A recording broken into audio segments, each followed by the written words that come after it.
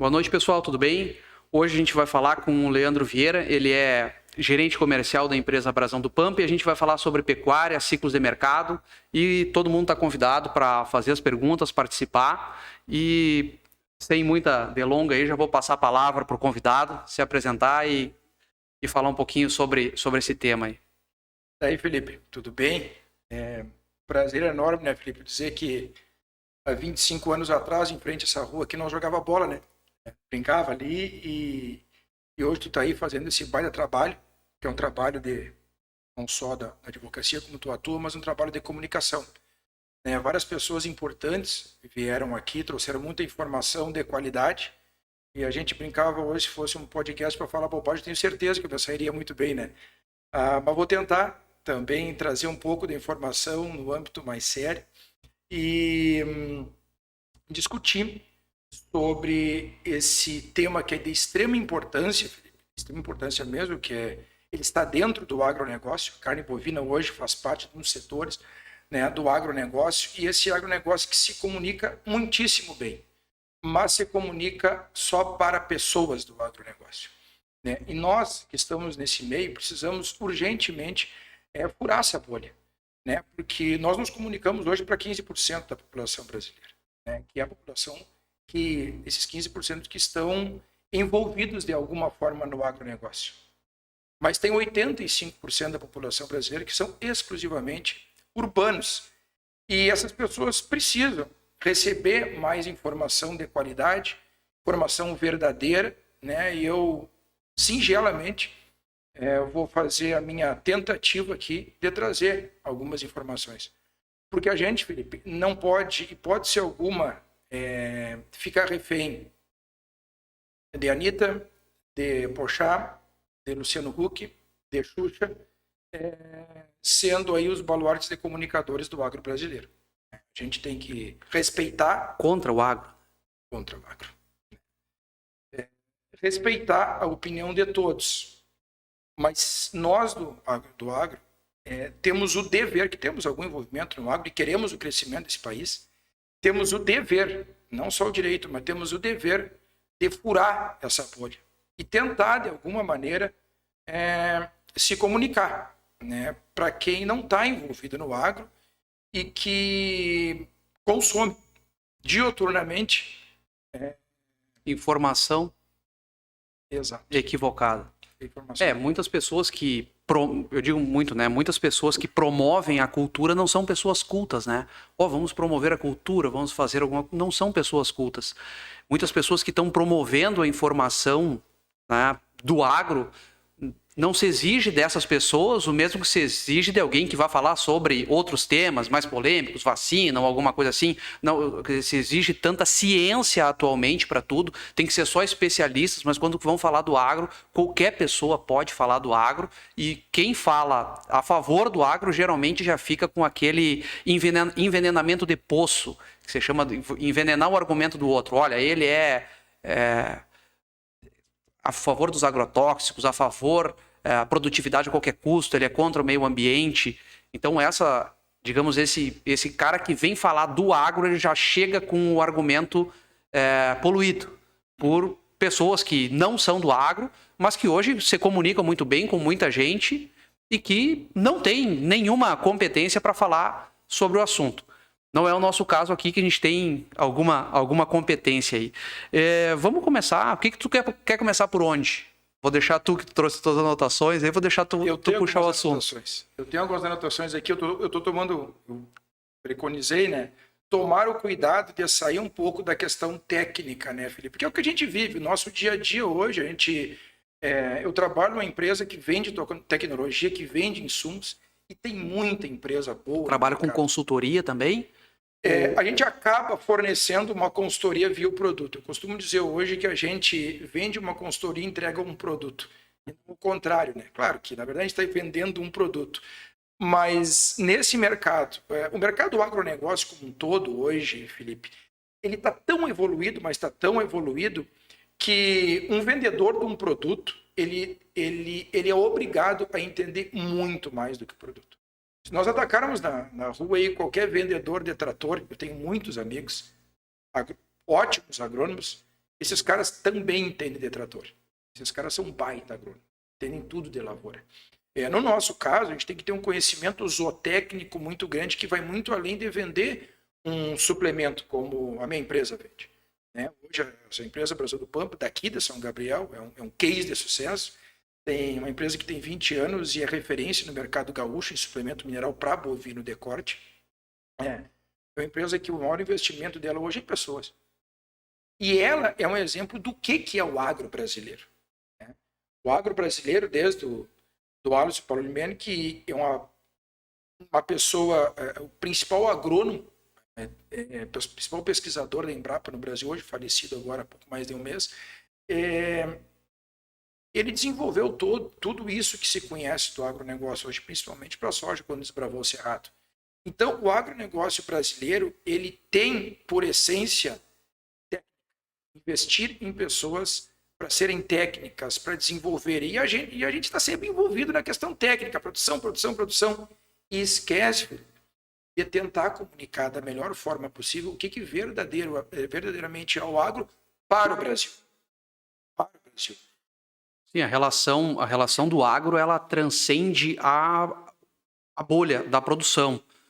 Muitas pessoas estão tendo informações extremamente equivocadas, mas parte disso é meia-culpa, digamos, do agronegócio, que não assume o papel de comunicar às pessoas, de promover o negócio. Diferente, muitas vezes, de fazer uma promoção. Vou fazer uma promoção aqui para eu vender insumos. Não é esse o caso. Mas a promoção do agronegócio, como propaganda de ideias, propaganda de ideais, isso falha. Eu acho que muitas empresas hoje têm uma comunicação que vão além da sua atividade fim. Por exemplo, um banco, ele não vai lá fazer uma propaganda no horário nobre do Fantástico sobre a taxa de juros, sobre isso e aquilo. Ele faz uma propaganda sobre relacionamento. Eu não sei se as empresas do agro hoje estão muito focadas nas pessoas que fazem parte do agro e deixam de comunicar aquelas pessoas que são o cliente final do agronegócio. Na verdade, elas que vão comer a carne, elas que vão comer o arroz, o óleo de soja, isso vai chegar nelas. E essas pessoas hoje elas estão com uma visão distorcida do que é o agronegócio. Então, de repente, se essas empresas começassem a promover o agronegócio para o consumidor final, na verdade, o consumidor final é o prato. É quem manda. E nós vamos chegar no prato, né? Uma hora nós vamos chegar no prato. Agora a gente está numa questão mais ampla. Estamos evoluindo, viu, Felipe? Estamos evoluindo. Eu poderia testar algumas pessoas aqui. Uma delas é o Roberto Gracelé, um amigo da gente que trabalha muito nessa promoção da qualidade da carne bovina, por exemplo. Tem o pessoal do território da carne também. Então, tem muita gente boa no mercado tentando e, de certa forma, assim, conseguindo evoluir, sair de dentro da porteira e ir para fora da porteira. Tá? Sair de dentro das propriedades.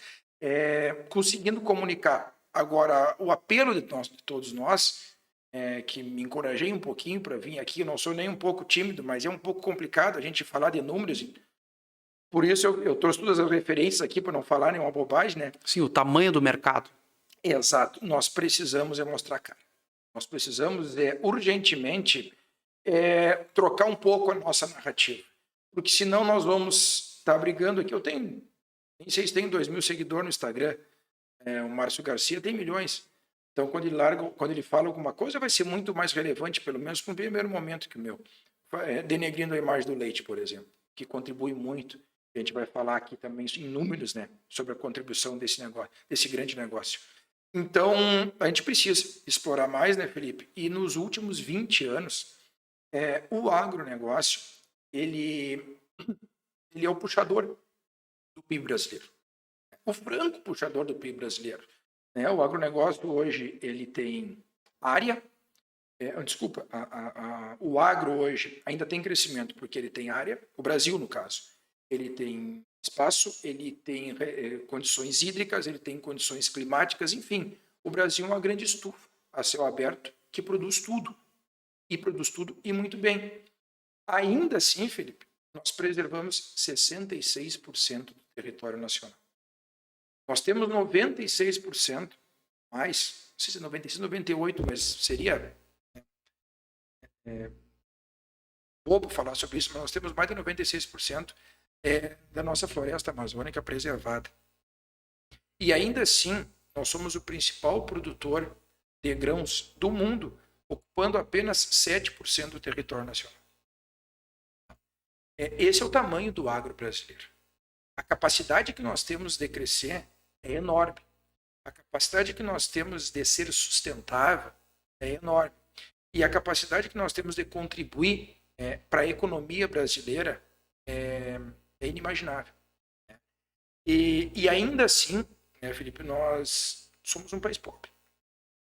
O Brasil é um país pobre. O Brasil é um país que não consegue decolar. Né?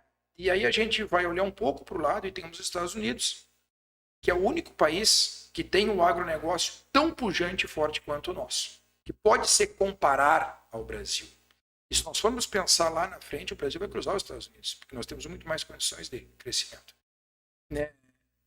E os Estados Unidos, com toda essa força do agro, ele é um país extremamente rico, uma economia extremamente sólida. Por que isso? É o agro que puxa os Estados Unidos? Não, o que puxa os Estados Unidos é a indústria, é serviço. Então quer dizer que a gente ainda está pobre por causa da indústria? Sim. E por que a nossa indústria hoje não é evoluída? A gente vai falar da indústria da carne também aqui. E por que a nossa indústria está onde está? Insegurança jurídica. Cheguei a fazer anotações sobre isso, porque é um absurdo, né? Insegurança jurídica, desincentivo governamental, déficit de energia. Tivemos apagão esses dias, novamente. Sem contar a questão da tributação. Há pouco tempo foi votada a reforma tributária na Câmara.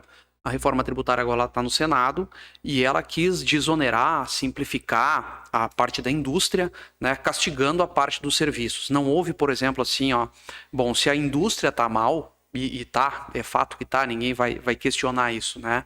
Tanto por essas outras questões energéticas, mas uma questão, não digo que uma questão principal, mas uma questão fundamental é a engenharia tributária, que não permite saber quanto que um produto tem de imposto ao final da cadeia.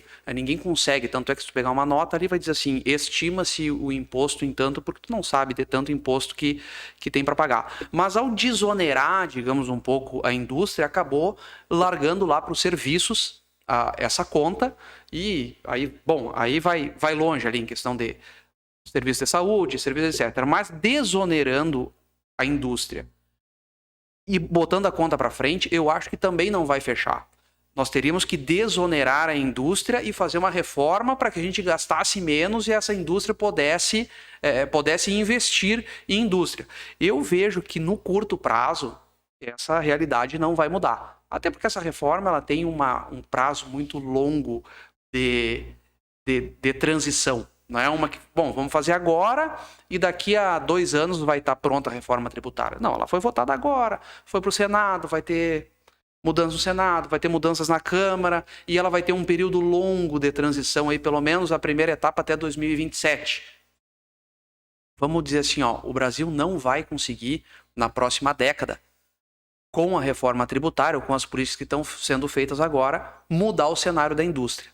Como é que tu acha que fica o PIB brasileiro nessa próxima década, ainda com esse déficit da indústria, na questão do PIB rural aí?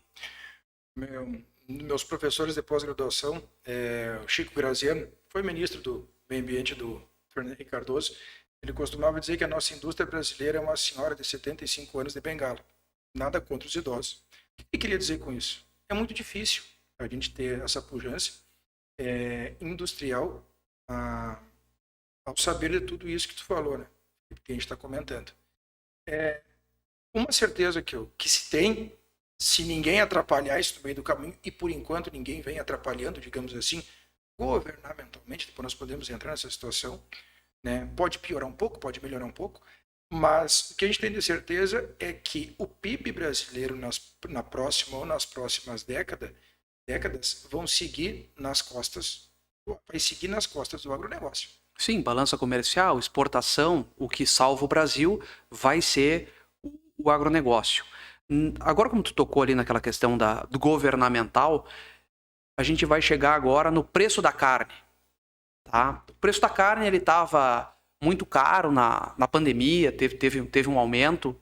E eu queria perguntar para ti, agora tem uma baixa, pelo menos se não tem no supermercado, no açougue, essa baixa ela está no campo. Né? Tivemos aí O quilo do boi me ajuda, viu? R$ 14, R$ 13 em algum momento e agora está perto de R$ 7, alguma coisa assim. Isso é um ciclo de mercado ou, além de um ciclo de mercado, tem algum ciclo de política governamental em cima disso aí? O que tu vê? Qual a tua opinião? O ciclo pecuário, esse último ciclo pecuário, esse atual ciclo pecuário que nós temos enfrentando, que é 2020, 2021, cá, o professor Júlio Barcelos, responsável hoje pelo grupo da Nespro, que é um grupo que estuda, pesquisa bastante sobre o mercado, ele fala no ciclo de 1000 dias. O ciclo pecuário ele dura basicamente 1000 dias. Este último está sendo, digamos, o mais avassalador em termos de queda de preço de boi. Foi de 2022 para cá, ele teve uma queda de 23%. Por que acontece esse ciclo pecuário? Por que isso a cada 3, 4 anos ele aparece? Vamos pensar em 2020 para 2021. O boi subiu, estava com preço alto, o preço da carne valendo lá em cima, a arroba em São Paulo chegando na casa dos 350, hoje ela está na casa dos 200 e pouco. Quando neste momento que a arroba estava lá em cima, qual é o comportamento natural do pecuarista? Aquele comportamento de bolsa, comportamento de manada, né? Segura.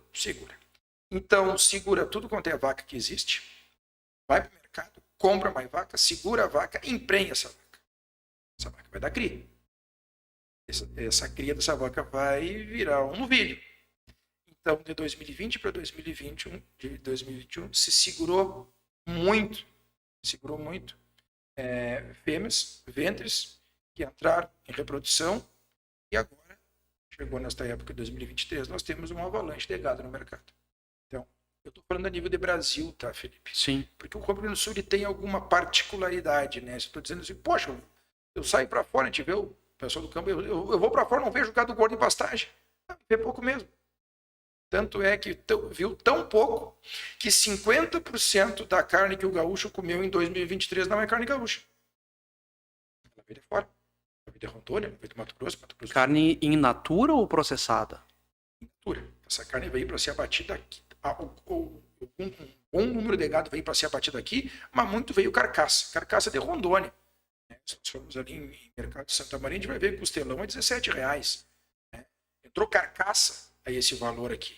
Então, o gaúcho, em 2023, mais de 50% do que ele comeu de carne, a carne não era gaúcha. A gente vai entrar nas particularidades da carne gaúcha. Então, o Brasil produziu muita carne em função e segurou a vaca. Né? O que acontece agora? Agora o boi não está valendo. Uma vaca, ano passado, gorda, estava valendo R$5.000, hoje ela vale 3 ou menos. Então, o abate de fêmeas está sendo extraordinariamente alto. O que vai acontecer daqui a 3 anos? O boi vai estar valendo. Esse é o ciclo pecuário. Então, esse ciclo tem as suas peculiaridades. Sim, ele foi um pouco mais agravante esse ano. Por que a gente pode dizer que foi um pouco mais agravante nesse ano, Felipe? O desemprego brasileiro está na casa dos 8%. Isso é bom. Está ok. Então quer dizer que o pessoal está empregado, vai comer mais carne. Isso é um índice econômico, né? É uma maneira de medir o índice da economia, mensurar o quanto de proteína animal está comendo. E quando a gente vai falar de proteína animal, a preferência sempre vai ser por carne bovina. Inclusive no mundo todo. Sim. Não ser na Índia, usa hindus, porque não é hindu na Índia que é carne bovina. Uhum. Né? Então a preferência vai ser carne bovina. Só que nós temos um outro problema dentro da nossa economia. O endividamento brasileiro ele vem aumentando. Tu fala muito bem isso, fazer um cálculo em cima do IPCA de 2018 para cá aumentou 22%. Então o nosso endividamento está aumentando. Aumentou o endividamento, consome menos carne. Então nós temos uma quantidade de carne no mercado brasileiro. Nós temos um endividamento que aumentou, então diminuiu o poder de compra. Nós temos uma questão chinesa. 65% da carne brasileira produzida ela é consumida aqui no Brasil. 35% ela vai para fora. País fora. Deste volume todo que vai para fora, Felipe, mais de 50% vai para a China. A China hoje enfrenta uma crise. Eu costumo dizer que se o comprador chinês, comprador de carne bovina chinês, bocejar, dá um infarto no vendedor de carne bovina aqui.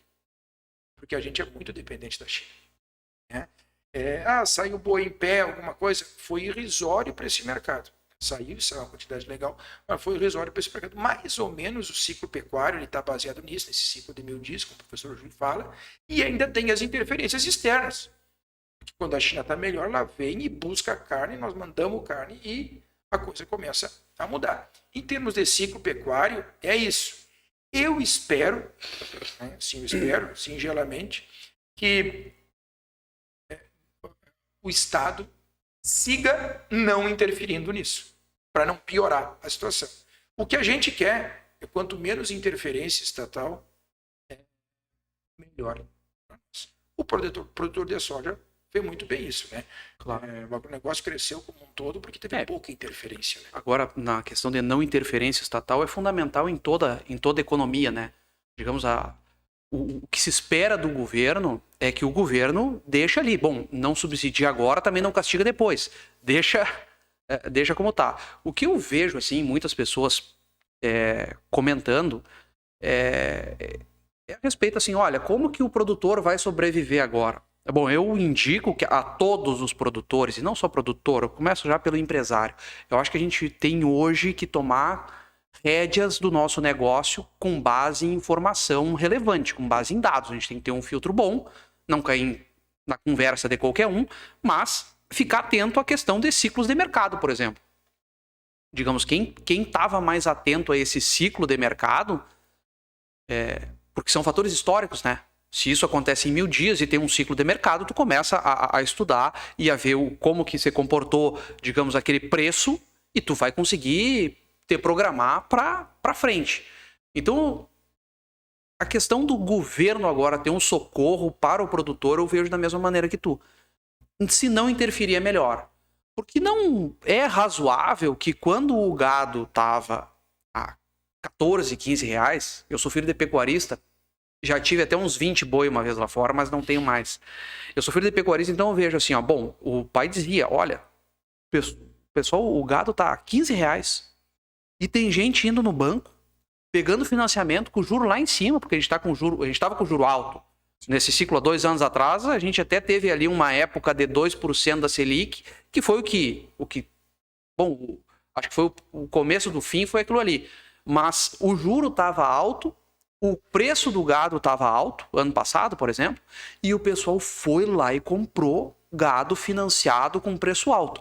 Hoje, na hora de vender, não vai cobrir os custos, mas eu acho que isso faz parte de um ciclo de mercado, que as pessoas têm que começar a estudar mais e não se botar na primeira oferta. Não, porque o banco chega ali, abanando dinheiro, assim, ó, vem aqui, deixa a tua terra hipotecada, leva 200 mil, compra na época, sei lá, o que você comprava, tava 5 mil reais um boi, sei lá, né, até mais. Chegou quase 4 mil reais um terneiro, né? Pois é, então, quer dizer, então não tem como o governo socorrer, porque o governo vai socorrer através do pagador de imposto. Então eu acho que é isso aí, eu acho que a grande consultoria que vocês fazem, como tu disse, a gente vende um produto e entrega uma consultoria. Eu acho que o pecuarista e todo empresário que tem parceiros de negócio, vocês não têm clientes, vocês provavelmente fomentam uma parceria de negócio.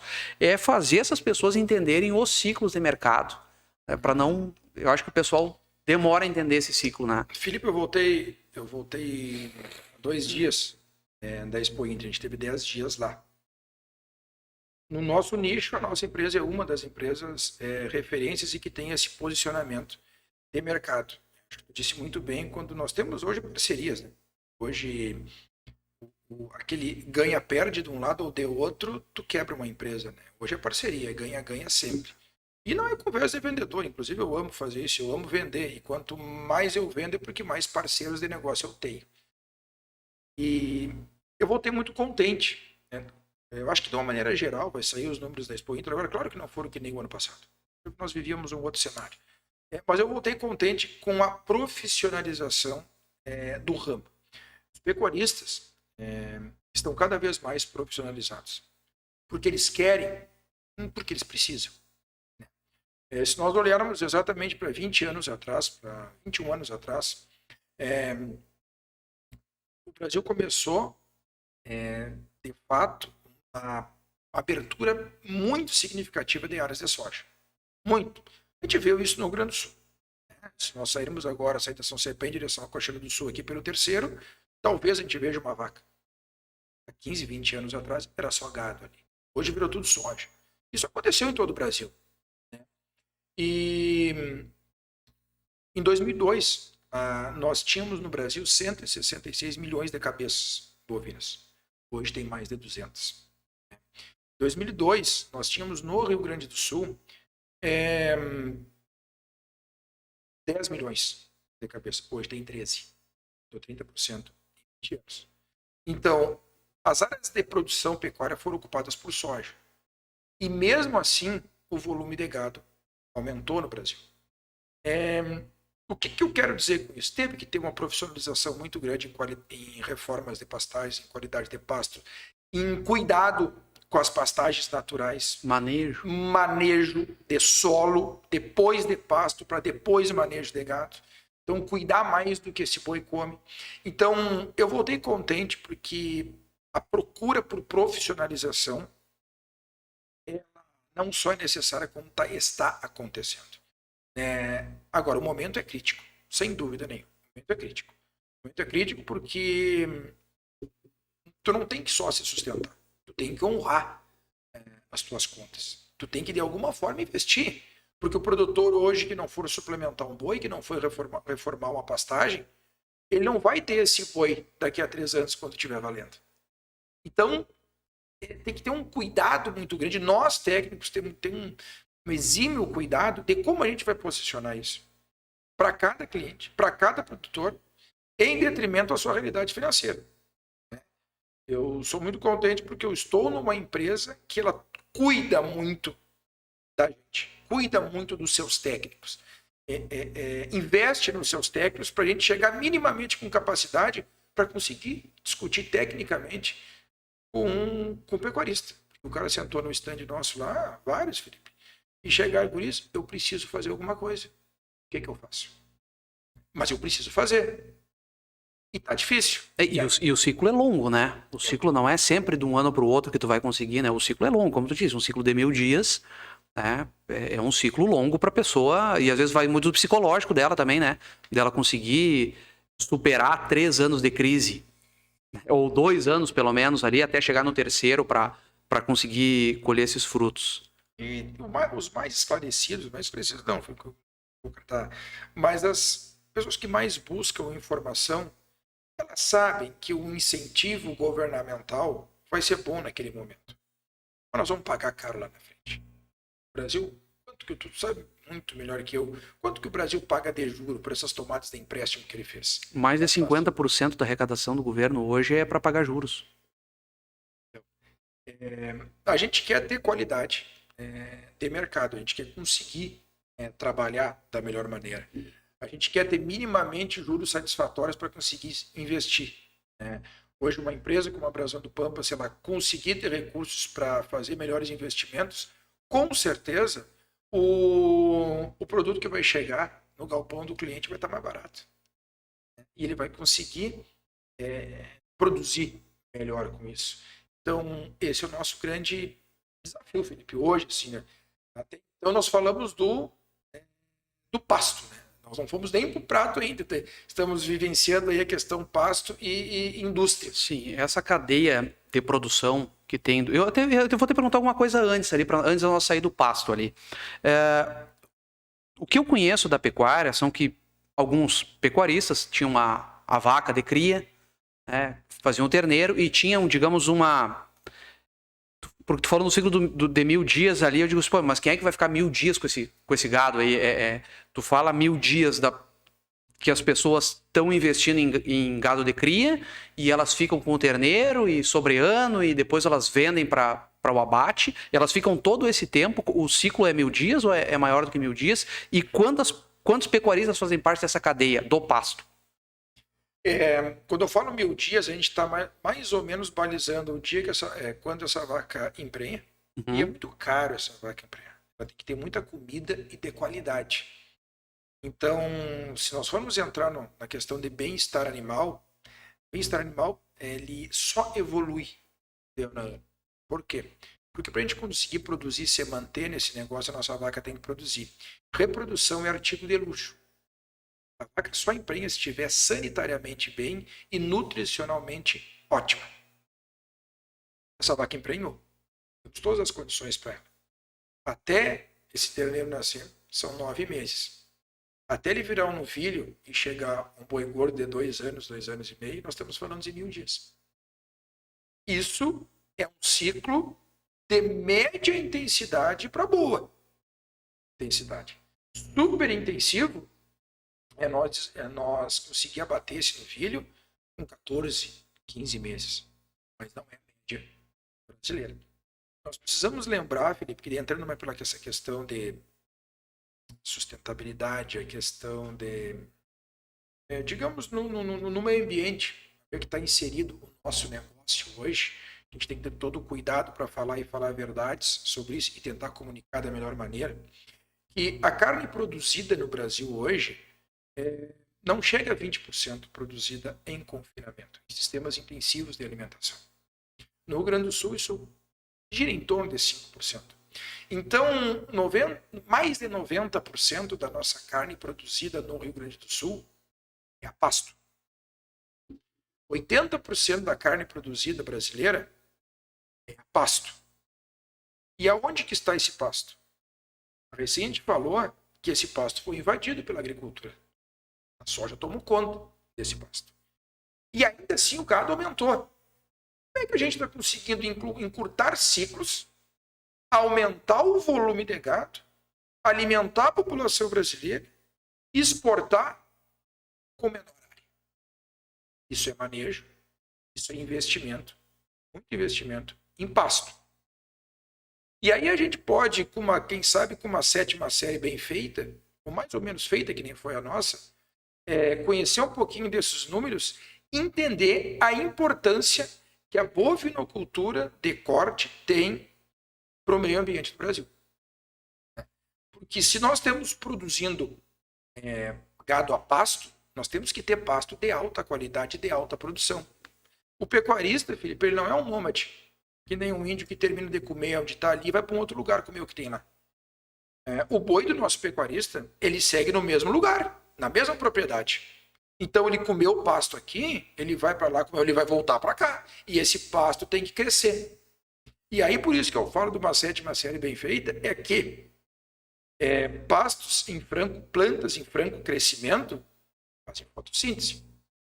A fotossíntese libera oxigênio, sequestra CO2 de maneira positiva, muito mais sequestra, muito mais libera e vai sequestrando.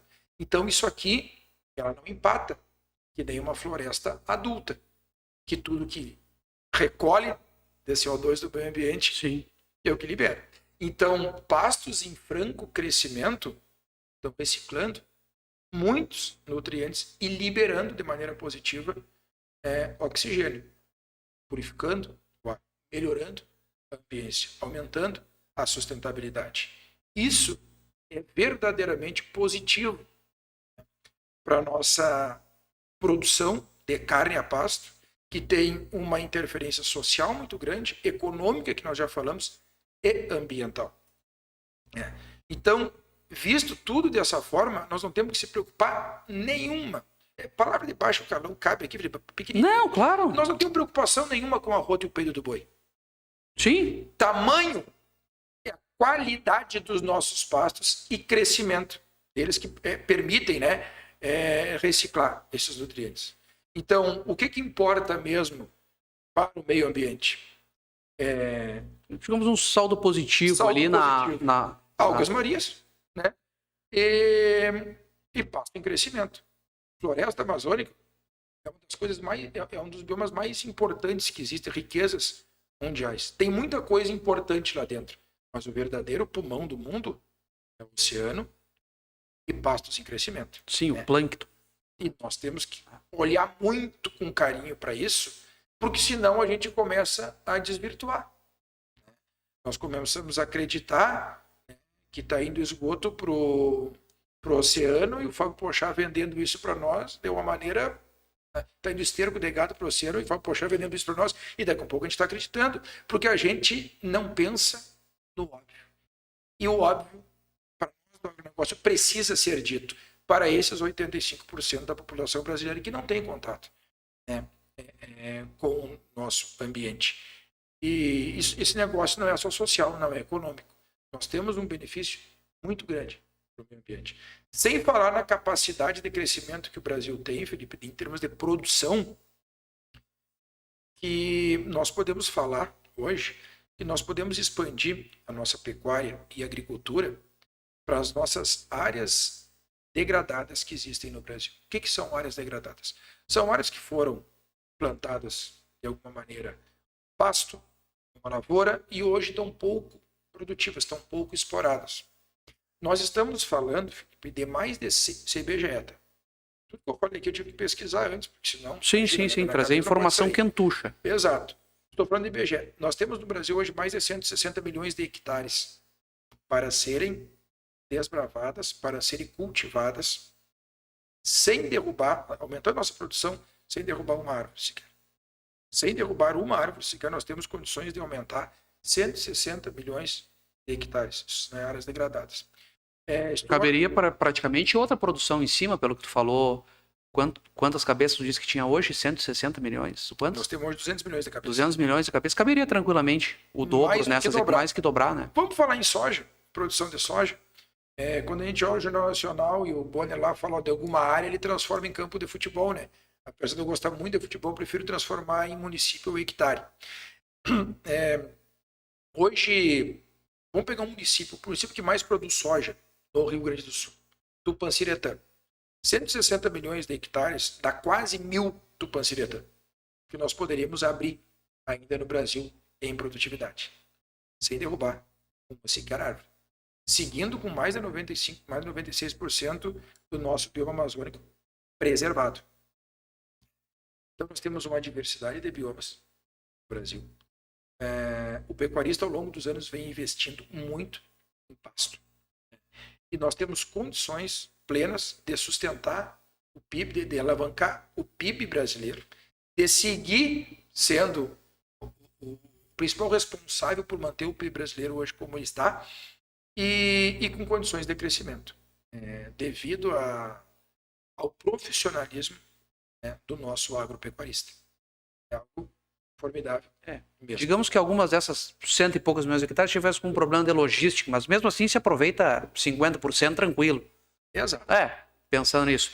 Saindo do pasto e indo para o prato. Qual é a importância da formação do preço da carne? E a gente tem dentro de até chegar no prato, a gente tem uma formação de preço, né? Que ela pega lá do gado, lá do pasto, né? Passando pelo transporte, pela indústria, pelo supermercado. Do pasto ao prato. O que tu acha qual é a interferência da produtividade do pecuarista? Porque a gente tem uma série de coisas que vão agregando e vão deixando a carne mais cara, né? E quando você sobe o preço da carne no mercado, geralmente não pagam o equivalente no campo. E quando baixa, né, geralmente esmagam o produtor para tirar. O que tu vê aí do pasto ao prato, chegando nessa... Felipe, agora é uma opinião bem pessoal que talvez ela cause um pouco de desconforto em todos os aspectos, em todos que estão nesta cadeia da carne. Mas a cadeia da carne hoje ela passa por quem produz ela, por quem industrializa ela, que são os frigoríficos, e por quem vende ela, que é o varejo, que é os grandes supermercados ou o açougue da esquina. Nós estamos nesse setor. O produtor, hoje eu já falei, está assolado. Esse ciclo pecuário foi mais agressivo que teve por esses vários motivos, por essas várias situações internas e externas da economia. Assolou o pecuarista. Os frigoríficos, eles estão assumindo muito prejuízo. Pelo menos as informações que a gente tem que chegam até nós, muito prejuízo. Tanto é que 3 plantas dos maiores frigoríficos aqui do Rio Grande do Sul foram vendidas. Agora, cerca de uma semana saiu a notícia. Precisa trazer carne de fora do Rio Grande do Sul. A gente não conseguiu produzir suficiente, então veio carne de fora para regular o mercado, enfim. Mas Ao menos as informações que chegam aos frigoríficos estão, sim, com grandes dificuldades. Bueno, mas e a gôndola? E o cara que está ali na ponta? Parece que esse vendedor de carne, a carniceria, o varejo, ele não teve uma queda muito grande. Ele aumentou a margem dele, ou manteve a margem dele. Mas, ao mesmo tempo, ele diminuiu a venda. Então, o faturamento dele se equivaleu ou até diminuiu. Porque não adianta ter uma margem alta com uma venda baixa. Então, diminuiu o faturamento. Então, o custo fixo dele não diluiu, não conseguiu diluir o custo fixo.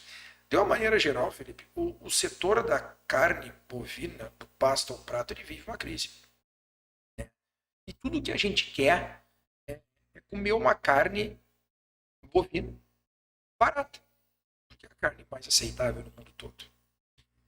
E pelo que se está mostrando o mercado, a evolução do mercado, a tendência é que nós não vamos comer essa carne. Quem vai comer essa carne é quem tem condições de comer essa carne. Deixa eu dar um dado da China. Olha como é que a importância da qualidade de carne ela começa a posicionar o mercado. De vários vendedores de carne para a China, todos perderam o mercado. Nós vendemos menos carne para a China. Todos venderam menos a Austrália. Por que a Austrália até aumentou a venda de carne para a China? Porque ela tem preço? Não. Porque ela tem posicionamento de qualidade. O rico chinês não deixou de comer carne. Ele até aumentou. Então, ao que parece, numa questão mundial, quem vai comer carne é quem tem condições, carne bovina. É quem tem condições. A substituição natural vai acontecer pelo frango e pelo suíno. Então, de uma maneira geral, hoje o setor da carne, sim, vive uma crise. Mas o mundo todo está preparado para pagar mais sobre isso. Aí nós entramos num outro dilema. O Brasil está preparado para agregar valor e entregar essa carne para fora, para mercados que querem pagar? Porque hoje a carne brasileira fora do Brasil é uma commodity. Nós disputamos espaços com mercados que vendem preço. Esse é um grande problema. Porque qualquer um outro mercado, o indiano lá larga uma carne mais barata, o chinês compra do indiano, não compra do Brasil. Se o dólar der uma mexida, diminui a exportação. Então nós temos refém de preço. E quem tem comércio sabe que vender preço é muito complicado. Vender preço é concorrência, né? Vender preço é concorrência. Se várias pessoas estão oferecendo a mesma qualidade, tu vai no preço. Tu consegue agregar valor quando tu coloca uma qualidade maior. E teve aqui já outras pessoas que trabalham com pecuária, o Marcelo Xavier, o Rob Eutólio, e eles falavam muito assim, ó, na exportação de, digamos, uma genética, um boi melhor, que tu gasta mais para engordar, que tu gasta mais para tratar ele, tu vende para a Europa, digamos assim. E tem o boi China, que tu acabou de falar, mesma coisa que eles, que tu é uma commodity. Ou seja, aquele boi, a China parece que compra qualquer coisa, digamos assim, quando depende do ciclo de mercado que ela tiver, né? Mas eu gostei, agora só falando sobre a China fez uma coisa interessante, ela tá passando por uma crise lá, é público e notório, né? Mas elas baixaram o imposto. Eu vi que eles baixaram o imposto. Difícil isso acontecer, né? Quando o governo tá aqui é diferente, né? Mas sobre a comoditização que tu falou, da carne bovina, e essa genética, essa qualidade, de botar mais qualidade na nossa carne. O que tu sugere? Quem esteve aqui tem muita propriedade para falar. Tanto o Robert quanto o Marcelo, conheço os dois, são produtores de uma genética diferenciada. O Rio Grande do Sul produz uma genética diferenciada. E aí nós temos um problema de posicionamento de marca, né, Felipe, que eu acho que vai ser uma briga muito longa. É porque nós temos uma grande dificuldade de posicionar a nossa carne. Nossa carne é gaúcha. Né? E aí eu quero particularizar um pouco a situação da carne gaúcha. Tanto um quanto o outro que tu comentou, eles produzem uma genética de qualidade de raças britânicas. Então nós temos já uma raças diferenciadas do Nelore que produz uma qualidade melhor. de carne. Essa carne é produzida a nível do Rio Grande do Sul, que é o bioma Pampa é o único bioma que deve, para ser preservado, deve ter a presença de exploração de um boi pastando. A Esta Pastissal faz um trabalho muito importante que ela avalia, o instituto que avalia a preservação do bioma Pampa de acordo com as aves migratórias. E se a gente tirar um boi do pasto, o bioma Pampa vai virar um mato. E aí vai descompensar o meio ambiente. Então nós temos uma carne gaúcha que ela é produzida em pastos naturais.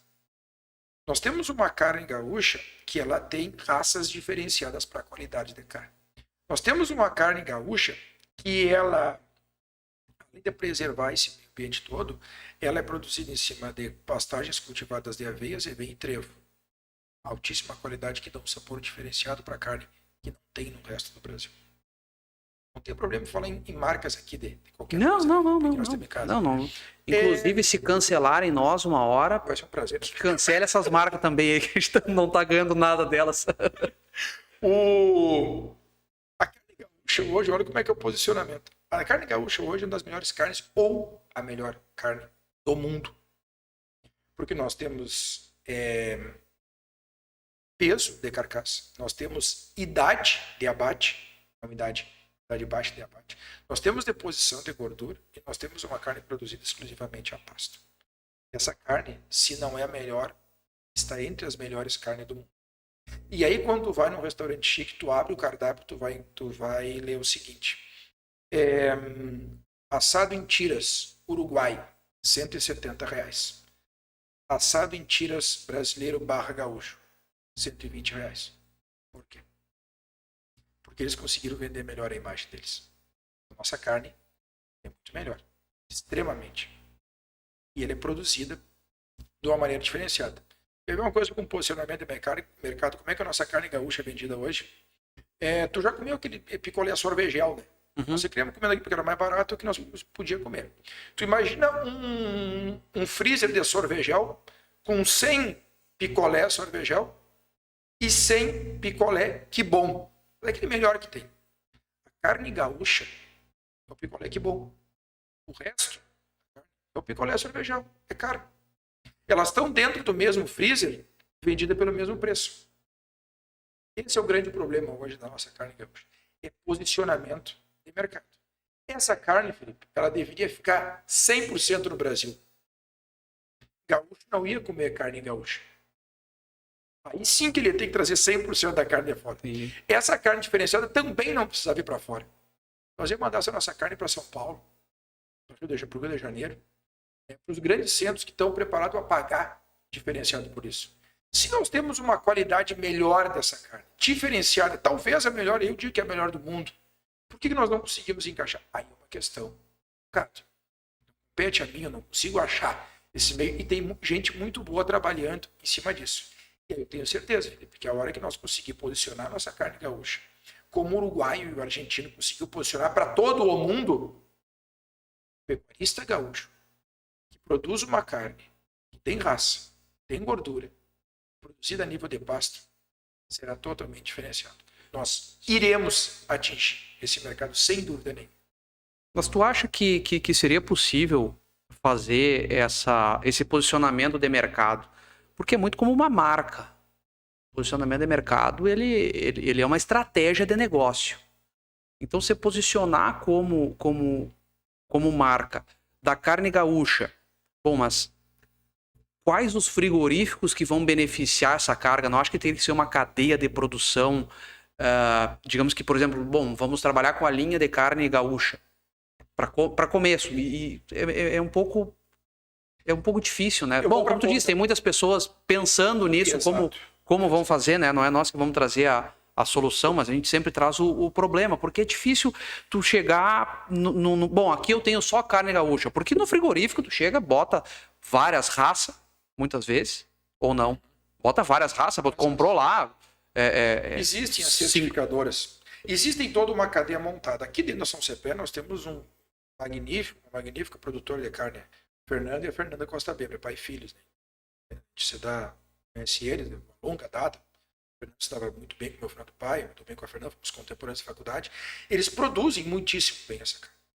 Eles têm uma cadeia integrada. Eles têm parcerias com o frigorífico. Por que às vezes não pode estar melhor um negócio? Não sei como é que está o negócio deles hoje, mas eu gostaria que estivesse. Porque dentro da oferta e a demanda, que são as regras do mercado, quem manda é a demanda. Do ponto de vista. Quem manda é a demanda. Um paulista, ele tem que sentar, pegar o cardápio e antes de abrir o cardápio perguntar para o garçom: aqui tem carne gaúcha? Eu quero comer uma carne gaúcha. Porque hoje ele vai para comer uma carne uruguai, ele vai para comer uma carne argentina. Mesmo a nossa carne sendo melhor, nós temos que arrumar um jeito de vender isso para o Brasil, não precisa vender para o resto do mundo. Tem gente aqui suficiente para comer a nossa carne. Sim, é como o queijo de Minas, por exemplo. Pode não ser o melhor, mas não importa. Eu quero comer um queijo de Minas. Não importa. Quem manda é a demanda. Nós precisamos comunicar de alguma maneira. Cara, isso é difícil. Porque se isso fosse fácil, tinha gente já trabalhando e gente muito rica nisso. E nós temos esse produto. E nós ainda não conseguimos encaixar esse produto. Eu nichei a nossa carne gaúcha. Eu fui aqui para falar do pasto ao prato. Tá chegando no prato. Isso é a nossa carne gaúcha. Nós precisamos entregar ela de uma melhor qualidade. E tem gente trabalhando muito forte para isso. Tem gente muito boa. Tem André Mesquita do Território da Carne que fala muito bem isso. Que a gente precisa mudar a forma de apresentação do nosso produto urgentemente. Nós precisamos. A Parmalat nos mostrou isso há uns 15 anos atrás, né? Ou mais. Lembra bem? Parmalat faz Claro. terceiro. E quem era que estava ali? Era uma criança com tip-topzinho de ursinho tomando leite porca. Até quem tinha problema com intolerância à lactose dava vontade de tomar leite. Posicionou. O nosso posicionamento ele ainda está muito robusto. A pessoa não pode ver uma carcaça. Aqui é um cadáver. Sim. Para mim é muito fácil, porque eu não me criei vendo meu pai carne a ovelha. Mas o cara da cidade, ele quer comer a carne. Mas ele precisa se pertencer à carne, de alguma maneira. E o pertencimento vem das informações que eu tentei trazer aqui, das nossas conversas que a gente tem com nossos colegas. É fazer com que essa pessoa entenda a importância que esse animal tem. Esse animal ele só consegue ser produzido com essa alta qualidade que o gaúcho produz, Felipe, com muito bem-estar animal. Se tu der o melhor sal da Brasão do Pampa, se tu der o melhor suplemento, se tu der o melhor vacina, se tu fizer tudo, e tu não, melhor pasto, e tu não tiver bem-estar animal, tu quebra. Tu não consegue produzir. E bem-estar animal é uma coisa que só cresce no nosso meio. Quanto mais se cuida deste animal, mais resposta nós vamos ter. Esse animal, ele nasce e até o dia da morte dele, que é insensibilizado, uma pistola pneumática para evitar dor, tá? Minimizador. Do dia que ele nasce até o dia que ele vai para o frigorífico, ele é tratado a pão de ló. Não é à toa que o pecuarista chega em casa, normalmente a esposa ou o esposo, né, o pecuarista, pô, tu chegou só agora com os pés embarrados? Sim, ele estava cuidando do gado. Esse cara não tem chuva, essa mulher não tem sol. Eles fazem isso com muito amor, porque isso sim é um negócio rentável. Mas só é rentável se tiver muito cuidado com o pasto em crescimento que contribui para o meio ambiente e muita sustentabilidade e muito bem-estar animal. Este é o mercado. É dessa forma que nós temos que comunicar as verdades. O senhor Armando Salles, proprietário ele não me conhece, mas eu conheço ele, proprietário do frigorífico campeiro aqui de Rosário do Sul, e costuma falar que a carne gaúcha tem terroir. E nós temos como me fugiu o termo agora, como procurar isso, como rastrear isso. Tem terroir de vinho. A carne que é produzida em São Cepé é diferente da de Quaraí, que é diferente da de Uruguaiana, que é diferente da de Livramento, que é de Rosário, que é a de Alegrete. Nós temos a condição de pesquisar sobre isso, de entregar uma qualificação melhor, uma embalagem, um verdadeiro diferencial. Isso trabalhando, digamos assim, cada marca, digamos que cada fazenda, cada Tolhos Farm, por exemplo, do Rob, Pulquéria do Fernando, ali do Marcelo Xavier, ali que tivesse outra, Enfim, se as fazendas trabalharem um produto específico e mantiverem uma qualidade, mas isso teria que talvez mudar a questão dessa linha de produção. Ou seja, eu estou mandando a minha carne para que o frigorífico me preste um serviço de industrialização da minha carne para eu ter uma cadeia de vendas, uma cadeia de distribuição para o varejo. Começa a ficar complicado daqui a pouco tu embalar a carne que está sendo produzida na fazenda tal, porque isso seria, por exemplo, do vinho, sei lá, vamos chutar aqui um vinho dali da Serra, Salton, digamos, ó, tem um Salton aqui que é produzido por aquela família, daquele jeito, só que para o vinho é mais fácil industrializar, né? E é difícil para o produtor encaminhar o gado, ter uma rede de distribuição, então é mais complicado isso daí. Felipe, eu acredito muito em perfil. O produtor, o agropecuarista, ele é um exímio agropecuarista. Esse cara, ele é um maestro. O professor Lobato fala que o pecuarista é um maestro. Porque ele trata de finanças, ele trata de compra, ele trata de venda, ele trata de produção de pasto, ele tem que entender um pouco de genética, ele tem que entender um pouco de sanidade, de suplementação, e ele faz essa maestria toda para produzir a melhor qualidade possível do seu produto. E ainda a gente tem que dizer para ele, agora tu te une aí, ó, e monta uma cadeia da porra. Não tem como. Não tem como. Não tem como. Entendeu? É salutar, é interessante falar sobre isso. Mas o nosso produtor rural, cara, o cara é craque. O cara enfrenta paulada de tudo quanto é lado. O cara não consegue fazer uma barragem para irrigar, porque vem alguém dar uma paulada. Agora, mensalmente, está chegando fiscalização se tiver um pingo de óleo dentro do galpão, que o galpão é coberto e tá tudo certinho, o cara vai lá e toma uma multa. Ele tem que produzir o que tem que produzir, ele enfrenta o ciclo pecuário, ele produz a melhor carne do mundo, a soja mais sustentável do mundo, é a soja brasileira, com menor passivo ambiental, com a menor quantidade de defensivo agrícola por hectare, e o cara toma paulada todos os dias. De Anitta, de Fábio Pochá, de Jojo Todinho, de Marcos, todos esses que a gente fala. Tem que ver um avião, a Xuxa olhando para a Amazônia e chorando. Mas, pelo amor de Deus, chorando com o cara que não consegue pagar as contas por causa do ciclo pecuário, por causa que deu 2 anos de seca no Rio Grande do Sul. Olha como é que está o nosso agricultor. Né? Então, esses caras são muito bons no que fazem. Precisa ter uma cabeça pensante. Não sei quem vai ser. Não sei como é que é. Mas se eu pudesse apostar em alguma coisa de melhoria, Felipe, nós fizemos parte de 15% da população brasileira que tem algum contato com o agro. Se encorajar um pouquinho, arrumar um tempinho e começar a comunicar para quem realmente precisa escutar, que é quem faz a demanda, né? Que é 85% da população brasileira que come, gosta. Resumindo, tem que fazer um esforço para melhorar a imagem. Necessariamente. Urgentemente. A gente está sofrendo muito com isso. Nós temos que ter um esforço para melhorar a imagem. E essa melhora da imagem, ela vai passar também por uma melhora nas decisões judiciais que têm acontecido, principalmente nessa semana ali que aconteceu no STF. O STF, ele observa, o Judiciário, né? Eu que sou da área do direito ali, a gente vê assim, ó, o que o Judiciário faz, né? Geralmente, ele consegue adaptar regras conforme a sociedade evolui. E a sociedade está evoluindo por um lado que talvez não seja muito bom. Mas, assim, foi o histórico de decisões. Por exemplo, não chegou lá um dia e um juiz deu uma sentença de que, olha, existe uma família homoafetiva, por exemplo. Não, o Rio Grande do Sul foi um dos pioneiros.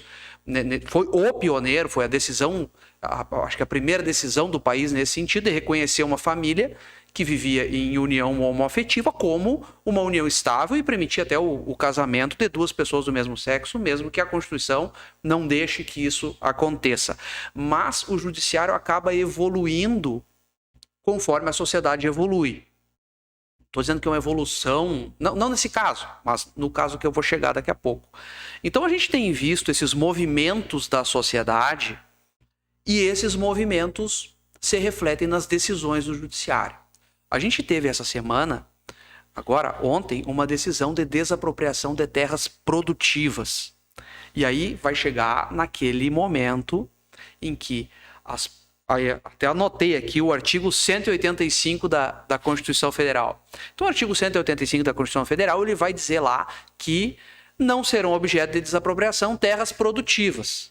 No entanto, tem um parágrafo único, que dizendo que a função social da propriedade não é meramente a produção, mas também é o socioeconômico, a condição de trabalho, e aí a gente vai ir para a parte do e-social, a parte de medicina e segurança do trabalho, que agora veio com uma fiscalização muito mais forte, a parte ambiental, como tu falou, do pingo de óleo lá no galpão, e do desmatamento, e enfim, da falta de cuidado com as nascentes. Essa decisão que teve do STF essa semana de desapropriar terras produtivas, ela está mais naquele sentido de desapropriar quem promove uma escravidão no campo, por exemplo, trabalho escravo ou análogo à escravidão. O problema é que muita coisa agora já está se equivalendo a um trabalho escravo. Se antes o escravo levava chicotado nas costas para trabalhar, hoje você considera escravo aquele cara que senta na sombra com uma marmita para comer, para fazer o almoço. Não, tem que ser num refeitório, tem que ter um banheiro para ele, tem que ter um alojamento. Então mudaram as condições. E eu acho que os pecuaristas, os agro também, os agropecuaristas, enfim, que trabalha também, está envolvido com lavoura. Eu acho que eles têm que começar a cuidar também essa questão do trabalhador, a questão do meio ambiente, como uma questão formal. Não que eles não cuidem. Estou dizendo que eles não cuidem.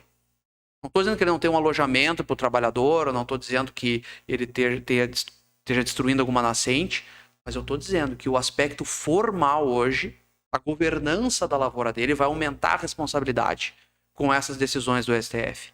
Porque em algum momento pode chegar alguém lá, fiscal, como tu disse, que estão indo toda semana, seguido estão indo, e chegar lá e apontar 10 coisas lá que tu nem está ciente de que esteja infringindo alguma norma. Então, seriam essas... isso que eu queria acrescentar nessa decisão. O Fernando aqui, Guazelli, proximidade de Mangueira das casas agora é passivo de autuação. Mangueira muito perto de casa, não sabia, e boa informação. Ele vai ter que ver na empresa de campo para trocar mangueira de lugar. Com certeza. Isso que vai. São coisas que a gente vem falando, né? Desapropriar uma terra produtiva, mas que em algum momento sofreu uma multa ambiental, em que em algum momento sofreu uma multa pelo Ministério do Trabalho, ou daqui a pouco se tinha 20 trabalhadores, já são 20 multas, né? Não é mais uma só. Essa preocupação que tu comentasse, sim, ela é uma preocupação que deve de ter, e eu confesso assim que o produtor rural hoje, não é que ele não tenha tempo para isso, não é que ele trabalhe mais que os outros nessa questão. Ele está tomando os devidos cuidados, sim, para evitar isso aí. Agora, se a gente for parar para ver os movimentos que estão tendo no STF, em pró, que não é em pró, né? É em contra, a todo esse nosso negócio, é mais um motivo de desestimulação. E nós temos motivo suficiente para se desestimular. Tem que dar um troféu para quem ainda está motivado. Exatamente. Então, eu vejo que a gente esperneia, a gente briga, a gente bate boca. E durante 10 minutos, talvez 1 hora por dia. As outras 23 horas, esteja preocupado em produzir. Produzir muito. Né? Então, é isso que a gente vive. A questão é a comunicação. Como eu estava dizendo, né? Para concluir aquela parte ali que eu estava falando sobre a sociedade está mudando e as decisões judiciais estão mudando com a sociedade. Então, o que é? A Juju Todinho, o Fábio Pochal, não sei o que, colocam na cabeça que o agro é isso, que o agro explora trabalhador, que o agro vai... Não, né? Coloca lá. E aquela população, aquilo começa a se tornar uma verdade e aquilo começa a refletir nos tribunais. Porque a sociedade muda e começa a cobrar coisas que não cobrava antes.